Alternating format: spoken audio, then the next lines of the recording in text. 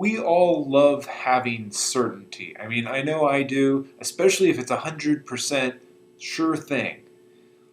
The problem is that very few things are 100% certain.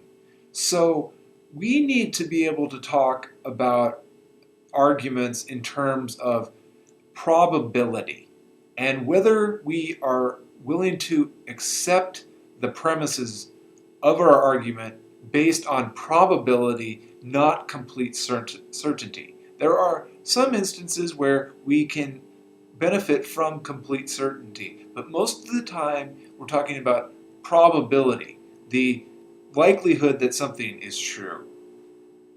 It's very hard to achieve 100% certainty. So, in other words, we need to be thinking in terms of what's the best explanation available.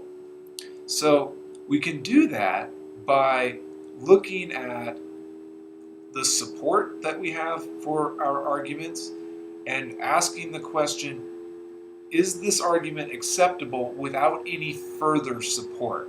So, has the person making the argument, who might be ourselves, presenting an adequate amount of support? And then we can also ask if the argument would be acceptable to a reasonable audience, based on the understanding that we very rarely have 100% certainty. Is this argument something that a reasonable audience would say, yeah, that's a probable explanation for what's happening?